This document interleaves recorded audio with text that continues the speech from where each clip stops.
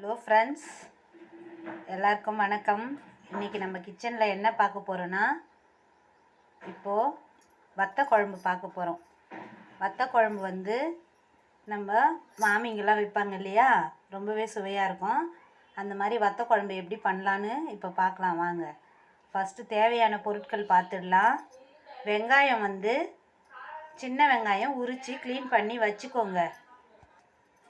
இப்போ தேவையான பொருட்கள் பார்த்துடலாம். சின்ன வெங்காயம் உரித்து வச்சது, துவரம்பருப்பு, காஞ்ச மிளகாய் வந்து பொடி பண்ணி வறுத்து போடணும், அதுக்காக வச்சுருக்கேன். கொஞ்சமாக வெல்லம் வச்சுருக்கேன் டேஸ்ட்டுக்காக. தக்காளி 2 கட் பண்ணி வச்சுருக்கேன். வத்தல், கோவைக்காய் வத்தல் நான் வாங்கியிருக்கேன். உங்களுக்கு எந்த வத்தல் கிடைக்குதோ, இல்லை கொத்தவரங்காய் வத்தல் கிடைக்கும், கத்திரி வத்தல், வெண்டை வத்தல்னு நிறைய வத்தல் ஐட்டம்ஸ் இருக்குது. மணத்தக்காளி வத்தல் கூட இருக்குது. அதில் எது உங்களுக்கு பிடிக்குமோ அதை வாங்கிக்கோங்க. நான் வந்து கோவக்காய் வத்தல் வாங்கினேன். எனக்கு இது ஃபஸ்ட் டைம் கிடச்சிது. இவ்வளோ நாள் நான் கொத்தவரங்காய் வத்தல், மணத்தக்காளி வத்தலில் தான் பண்ணுவேன். இன்றைக்கி நான் கோவக்காய் வத்தலில் வத்த குழம்பு வைக்க போகிறேன். நம்மளோட இஷ்டம்தான், என்ன வத்தல் வேணாலும் போட்டுக்கலாம். பூண்டு நல்லா ஒரு கை அளவுக்கு உரித்து வச்சுக்கோங்க. புளி வந்து எலுமிச்சம்பழம் அளவுக்கு, ஒரு 4 பேருக்கு தேவையான குழம்புக்கு புளி ஊற வச்சுருக்கேன். எலுமிச்சம்பழம் அளவுக்கு எடுத்து ஊற வச்சுருக்கிறேன். இவ்வளோதான். இந்த பொருட்களை வச்சு நம்ம எப்படி சமைக்கிறதுன்னு இப்போ பார்க்கலாம் வாங்க. இப்போ ஸ்டவ் ஆன் பண்ணியாச்சு. ஆன் பண்ணிவிட்டு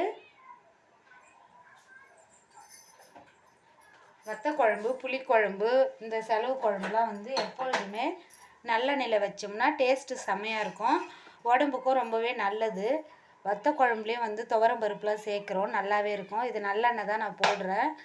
எண்ணெய் வந்து நல்லா கொஞ்சம் நிறையவே போட்டுக்கணும், ஏன்னா வத்த குழம்புன்றதுனால.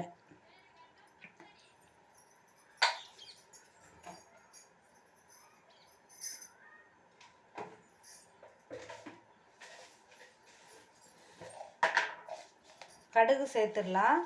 கடுகு சேர்த்துட்டு வடகம் இருந்தால் வடகம் சேர்த்துக்குங்க, சேர்க்கலைனாலும் பரவாயில்ல. நான் கொஞ்சம் போல் வடகமும் சேர்க்க போகிறேன். இப்போது நல்லா கடுகெல்லாம் பொரிஞ்சு வந்துடுது. கூடமே இந்த வடகத்தை கொஞ்சமாக போட்டுக்கிறேன் நான், 1 ஸ்பூன் அளவு.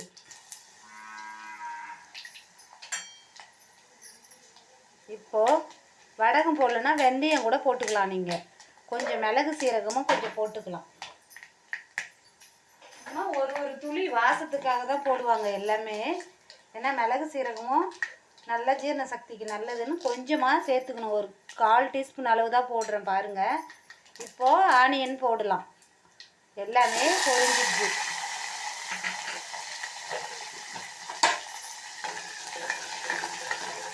இப்போது வெங்காயம் கூடவே 1 கப்பு பூண்டு உரித்து வச்சேன் இல்லையா, அதையும் சேர்த்துடலாம்.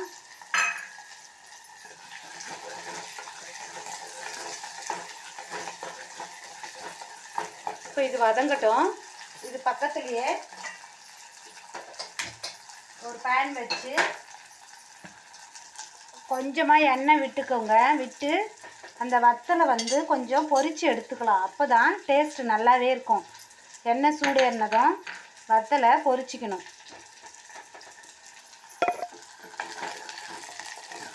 பூண்டோ சின்ன வெங்காயமும் நல்லா வதக்க விட்டுடுங்க. வத்த குழம்பு பிடிக்காதவங்களே இருக்க மாட்டாங்க. அதுலேயும் நம்மளை மாதிரி லேடிஸ் என்ன கல்யாணம், எந்த ஃபங்க்ஷன் போனாலும் வத்த குழம்பு கொண்டு வாங்க அப்படின்னு சொல்லிடுவோம். அந்த மாதிரி சுவையான வத்த குழம்பு நல்லா இந்த மாதிரி பார்த்துட்டு பண்ணுவீங்கன்னு தான் இந்த வீடியோ உங்களுக்காக. இப்போது எண்ணெய் சூடு எரியுதான்னு பார்க்கலாம். நம்ம ஒரு பீஸ் ஃபஸ்ட்டு போட்டு பார்க்கலாம். சூடு ஏறட்டும் இன்னுமே, அதுக்குள்ளே இதை வதக்கிடலாம். நம்ம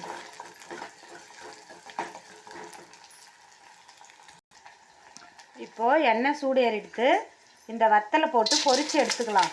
நீங்கள் எண்ணெய் வேணும்னா நிறையவும் போட்டுக்கலாம், இல்லை இந்த மாதிரி பொரித்து எடுத்தால் தான் நல்லாயிருக்கும். ஒரு சிலர் வெந்நீரில் அலசிட்டு போடுவாங்க, அதெல்லாம் வந்து ஒரு மாதிரி மக்கள் வாசனை வர மாதிரி இருக்கும். இந்த மாதிரி நம்ம பொரித்து எடுத்து போட்டோம்னா வத்தல் ரொம்பவே சூப்பராக இருக்கும். அதுக்காக தான் இந்த மாதிரி பொரித்து எடுத்து வதக்கிட்டு எடுத்து வச்சுக்கணும். நம்ம ஆற வச்சிடலாம். இப்போ நல்லா பொரிஞ்சு வந்துடுது பாருங்கள். இதை இப்போ ஒரு பவுலில் நம்ம எடுத்து வச்சுக்கணும்.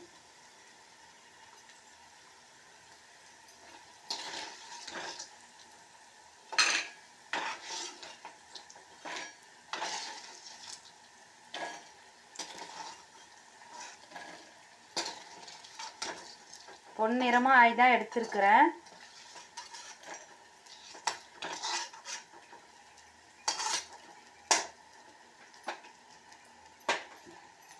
இப்போது ஆனியன் பூண்டு நல்லா வதங்கிடுத்து. இது கூட தக்காளி, கருவேப்பிலை, கொத்தமல்லியை சேர்த்துடலாம். கருவேப்பிலை, கொத்தமல்லி, 2 தக்காளி நறுக்கி வச்சது இதில் போட்டுடலாம். இப்போது நல்லாவே நம்ம வதக்கிடணும்.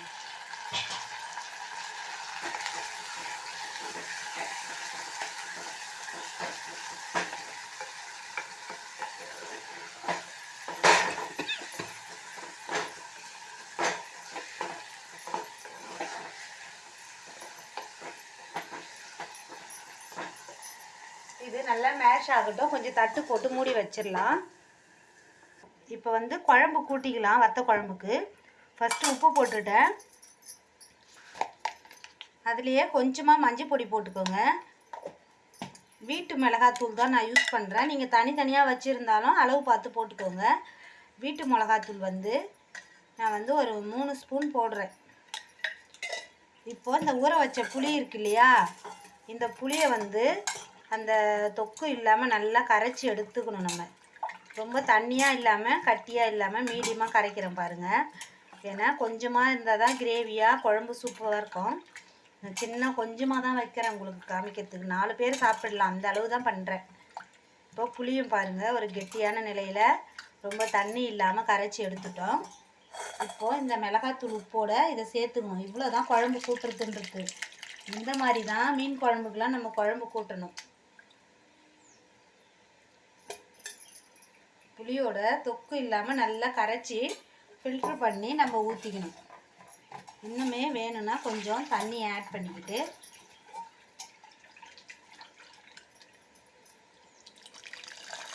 இப்போது குழம்பு கூட்டி வச்சாச்சு. அதை எல்லாம் வதக்கிட்டு நம்ம இதை எடுத்து ஊற்றி கொதிக்க வைக்க வேண்டியதுதான். இதை வந்து நல்லா நம்ம கையை வச்சும் கரைச்சி விட்டுக்கலாம், கரண்டிலையும் கலக்கி விட்டுடலாம். இப்போ குழம்பு கூட்டி வச்சாச்சு. தக்காளி வெங்காயத்தை வதக்கலாம் வாங்க.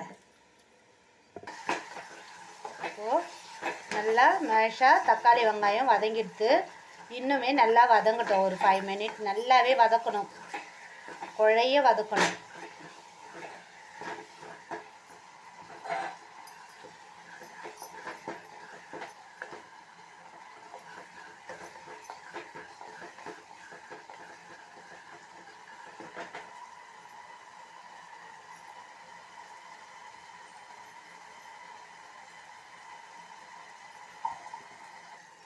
இப்போது இது நல்லா வதங்கட்டும். அடுத்தது என்ன பண்ணலான்னு பார்க்கலாம். பேன் வச்சுட்டு இந்த வத்தல் பொரிச்சோம் இல்லையா, அதே பேனில் கொஞ்சமாக எண்ணெய் விட்டு நம்ம இந்த துவரம்பருப்பும் காஞ்ச மிளகாயும் நம்ம வறுத்து எடுக்க போகிறோம்.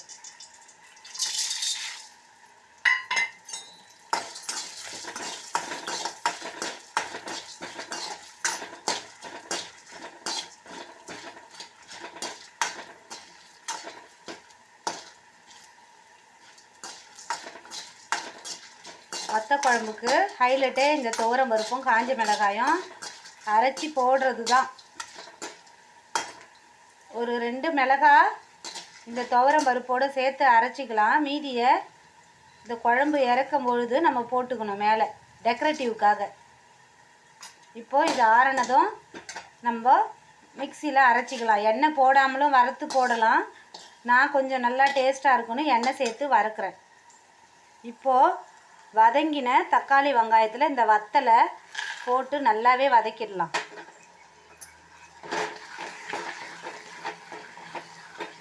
ஏன்னா அது எண்ணெயில் நம்ம பொரித்து எடுத்துட்டோம், ரொம்ப நேரம் வதக்கணும்னு அவசியமும் இல்லை.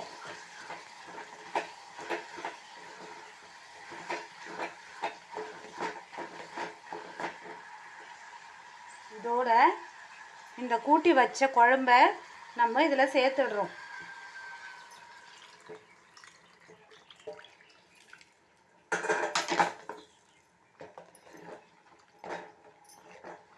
வத்த குழம்பு பார்க்கவே பாருங்கள், வத்தலெல்லாம் ரம்மியமாக மிதக்குது. இப்போது இதை சிம்மில் வச்சிட்டிங்கனாவே போதும். நான் மண் பாத்திரத்தில், நான் யூஸ் பண்ணுற பாத்திரத்தில் நான் வைக்கிறேன். நீங்கள் எந்த பேனில் ஒன்றாலும் வையுங்க. ஆனால் கொஞ்சம் நல்லெண்ணெயாக பயன்படுத்திக்கோங்க. ஏன்னா ரொம்பவே டேஸ்ட் ஹைலைட்டாக இருக்கும் நல்லெண்ணெயில் பயன்படுத்தினா. ஹெல்த்துக்கும் ரொம்ப நல்லது. அதுக்காக சொல்கிறேன். உங்கள் வசதிக்கு எது கிடைக்குதோ அதை வச்சு பண்ணுங்கள். ஃபஸ்ட்டில் நம்ம கிச்சனில் இருக்கிறத வச்சு சமைக்கிறவங்க தான் நல்ல சமையல்காரர்னு சொல்லுவாங்க. அவ்வளோதான். இப்போது இந்த குழம்புக்கு அந்த துவரம் பருப்பும் காஞ்ச மிளகாயும் நம்ம அரைக்க போகிறோம். ஆறிட்டு தான் அரைக்கணும். கொதி வந்த பிறகு தான் அந்த பொடியை நம்ம தூவணும். பாருங்கள், குழம்பு நல்லா ஒரு 10 நிமிஷம் கொதிச்சிடுது. குழம்பு இது ஆனதும் இந்த வெல்லத்தை நம்ம இதில் சேர்த்துடுறோம். ஏன்னா காரம்லாம் இல்லாமல் ஒரு டேஸ்ட்டு நல்லாயிருக்கும் வெல்லம் கொஞ்சம் சேர்த்தோம்னா வத்த குழம்புல. அதுக்காக போடுறேன். இப்போது இந்த மிக்சியில் நம்ம அந்த துவரம் பருப்பும் காஞ்ச மிளகாயும் அரைச்சோம் இல்லையா, நல்லா பொடியாக நறுக்கி இது பண்ணிக்கோங்க, அரைச்சிக்கோங்க. இந்த பொடியையும் இதில் சேர்த்து நம்ம கொதிக்க விடணும்.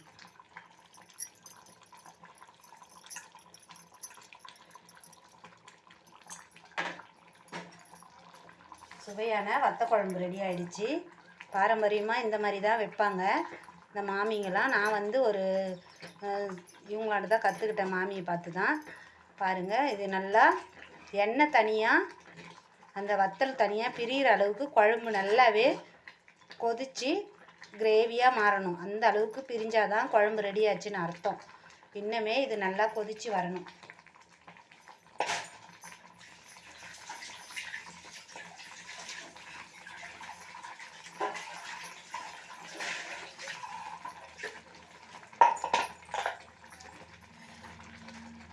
மேலேயே இந்த காஞ்ச மிளகாவும், ஏன்னா குழம்பு நல்லாவே திக்காயிடுச்சு அந்த பொடியெல்லாம் போட்டதுனால. இந்த வெல்லமும் அதோடு கரைஞ்சிடுது. சுவை அப்படியே வாசம் நல்லாவே இருக்குது. எனக்கு ரொம்பவே பிடிச்சிருக்கு இந்த வாசம். இந்த மாதிரி வத்த குழம்பு நீங்களும் ட்ரை பண்ணுங்கள் ஃப்ரெண்ட்ஸ். சூப்பராக இருக்கும். எவ்வளோ சாதம் இருந்தாலும் நம்ம சாப்பாட்டை பழையபடி சாப்பிட ஆரம்பிச்சிடும். இப்போ யாருமே அந்த அளவுக்கு சாதம் சாப்பிட்றதில்ல. இந்த மாதிரி குழம்பு வச்சிங்கன்னா தானாக சாப்பாடு காலி ஆகிடும். இந்த மிளகாயை இது மேலே தூவி விட்டுடலாம். டெக்கரேட்டிவ்னா வத்த குழம்புனா மிளகாய் தான் எண்ணெயோடு சேர்ந்து சூப்பராக இருக்கும். அதுக்காக இந்த மிளகாவை நம்ம போட்டுட்டோம்.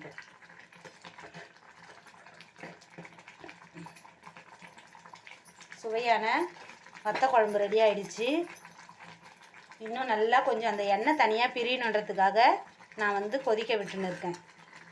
நீங்கள் பேன்லலாம் வச்சிங்கன்னா தனியாக சட்டுனே கொதித்து பிரிஞ்சிடும். நான் மண் பாத்திரன்றதுனால கொஞ்சம் வெயிட் பண்ணி கொதிக்க வைக்கிறேன். சுவையான வத்த குழம்பு செய்கிறது எப்படின்னு இந்த வீடியோவை பார்த்து தெரிஞ்சுக்கோங்க. என் சேனலில் வத்த குழம்பு பார்த்து வச்சிங்க அப்படின்னு சொல்லிட்டு எனக்கு ஒரு கமெண்ட் கொடுத்துருங்க. நல்லா இருக்குன்னு ஒரு லைக் பண்ணிவிடுங்க. புதுசாக பார்க்குறீங்கன்னா சப்ஸ்கிரைப் பண்ணுங்கள்.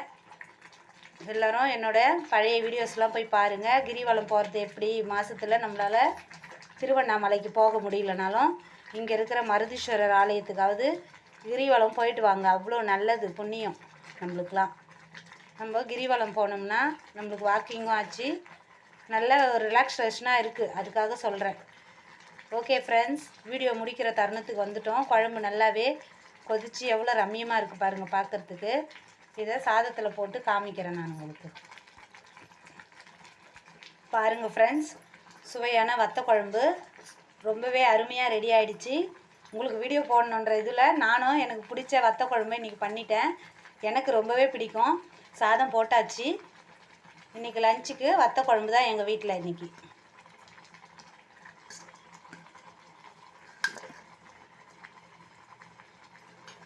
ஆஃப் பண்ணியாச்சு. ஸ்டவ்வெல்லாம் ஆஃப் பண்ணிவிட்டு சாப்பிட தயாராகிட்டேன். வத்த குழம்போட சாதம் எவ்வளோ அருமையாக இருக்குது பாருங்கள். ஒரு அப்பளம் அந்த மாதிரி ஏதாவது ஒரு டிஷ் வச்சு நம்ம சாப்பிடலாம். ஓகே ஃப்ரெண்ட்ஸ், இந்த மாதிரி வத்த குழம்பு நீங்களும் செய்யுங்க. தேங்க்யூ ஃபார் வாட்சிங் my video. Bye bye friends.